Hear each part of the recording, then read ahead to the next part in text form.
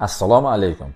Bir mahsulot ishlab chiqarmoqchi bo'lsangiz, ishchi sex, fabrika, zavod qurishdan, ya'ni bu mahsulotni o'zingiz ishlab chiqarishdan boshlamang. Zavod, fabrikalar yetarli qurib bo'lingan, lekin juda ko'pi to'liq ishlamayapti. Avvalambor, siz xohlayotgan mahsulotni yoki shunga o'xshash mahsulot ishlab chiqarayotgan joyni toping. Ular bilan uchrashing.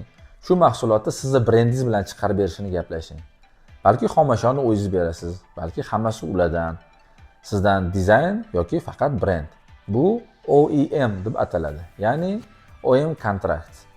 Bunda sizga mahsulot tannarxi sal qimmatroq tushishi mumkin yoki arzon tushishi mumkin. Lekin bu bilan siz nima yutasiz? Birinchidan, joy va uskunalar, qattandir qidirib оборудование olmaysiz, ularni montaj qilmaysiz. Bu eng katta xarajat. Ikkinchidan, ish va ishchilarni tashkil qilmaysiz. Hozirgi kunda yaxshi ishchi va mutaxassis topish oson emas. Siz boradigan joyda tayyor mutaxassislar ishlab turgan bo'ladi. Yana har bir xodimning o'ziga yarasha muammosi. Uchinchidan, hujjat masalasi.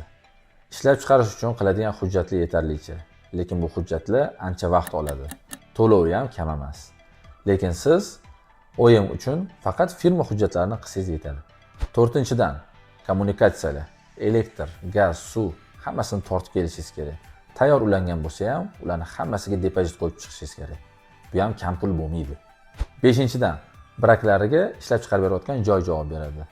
Siz ishlab chiqarib yo'lga qo'yguncha qancha brak chiqishi mumkin? Bularni sanasa ko'p. Kerakmi sizga hali sotuvi qanaqa bo'lishini bilmagan mahsulotingizga shuncha vaqt, harakat, xarajat. Yaxshi yurib ketsa, o'zingizga shu zavod yoki fabrikani quraverasiz. Shunda ham yaxshilab bitta hisoblab ko'ring.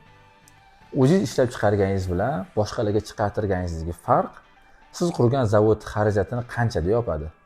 Amortizatsiya, ketadigan vaqtni ham hisobga oling. Eng asosiysi boshlash kerak. Muhimi harakatdan to'xtamang. Nimaiki harakatdan to'xtasa, chirishga qarab ketadi. Salomat bo'ling.